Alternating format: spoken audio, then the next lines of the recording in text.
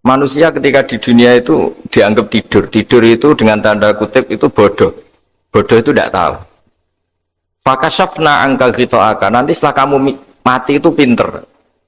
Tapi ketika Anda pinter, sudah meninggal, sudah tidak bisa memperbaiki kesalahan-kesalahan kita. Nah, kenapa kita dikatakan sekarang ini tidur? Karena kita ini sering menyaksikan sesuatu yang sebetulnya tidak ada hubungannya dengan kita. Tidak ada hubungannya dengan kebutuhan kita. Misalnya kita ngelamun, berkhayal, ingin hidup kaya raya, sejahtera, jabat, orang lain anak buah semua. Ternyata itu nggak penting ketika kita di akhirat. Yang penting adalah Anda meninggal dalam keadaan menghamba kepada Allah Subhanahu wa Ta'ala. Saya berkali-kali ngaji, kalau saya berkali-kali bilang, andai kan hati kita nanti direkam Allah, nanti di akhirat sudah direkam, orientasi kita direkam nanti. Pak Agus misalnya ingin punya mobil, punya rumah mewah, punya apa, terus orientasinya gitu. Di depan Tuhan yang menyuruh kita, mensyariatkan kita, inginnya itu ya jadi hamba Allah terbaik, jadi kekasihnya Allah, jadi hamba yang bersujud, dari hamba yang bersedekah. Jadi ini kan tidak sambung. Ada cita-cita versi Allah yang dianjurkan Allah, yaitu bercita-cita jadi hamba yang soleh, yang bermanfaat, yang memanfaati orang banyak. Kemudian ini ada cita-cita yang hadzun nafsi, ingin mapan semua orang anak buah.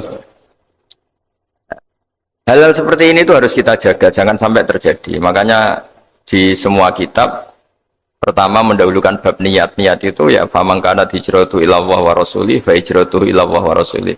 Orang baik itu orang yang orientasinya itu menuju Allah Subhanahu wa Ta'ala. Lalu yang kurang baik adalah orang yang orientasinya itu ya harta, perempuan, pokoknya inginnya itu hal-hal yang kepentingan dirinya sendiri.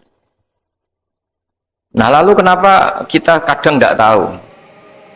Ya tidak tahu itu karena tadi kita kalau tidak wiridan itu tidak punya efek samping. Tapi kalau kamu nggak punya uang kan terus lemes. Karena ngerti itu terus uang itu penting, wiridan tidak penting. Nah, dari kesimpulan itu sebenarnya kita menjadi bodoh.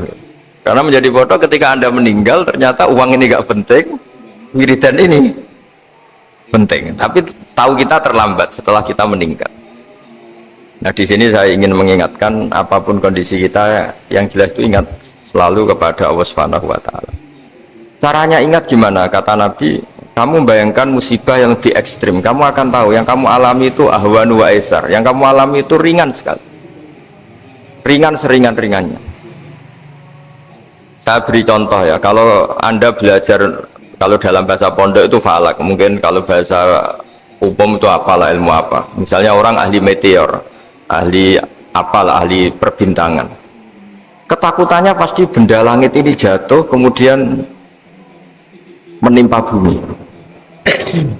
Nanti kalau Anda ahli biologi itu takutnya bumi ini likuifaksi karena sumber daya alamnya sudah begitu dikeruk, dimanfaatkan.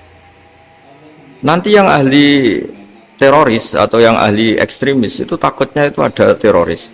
Yang ahli sosiologi takutnya Indonesia itu chaos. Kalau chaos ya saling bunuh, saling. Jadi semuanya ini, ketakutan ini semuanya mengarah terhadap kematian. Kecelakaan lalu lintas ya menjadikan orang mati, likuifaksi kayak kemarin di Sulawesi ya, iya, gunung meletus, gempa, tsunami. Nah, ketakutan yang menjadikan kematian punya banyak. Kalau baru tsunami aja ya orang takutnya ke tsunami, nanti kalau ada kematian gempa ya takutnya gempa, kalau temanya COVID ya takutnya COVID. Terus kalau ada tetangga mati karena ngelindur ya baru gue nak turu, hati-hati nggak nak mati ngelindur. Jadi ya masalahnya kan kita tidak tahu, nggak tahunya itu ya tadi takutnya COVID, ternyata catatannya itu mati kecelakaan, takutnya kecelakaan ternyata matinya itu ngelindur, kan kita tidak pernah tahu.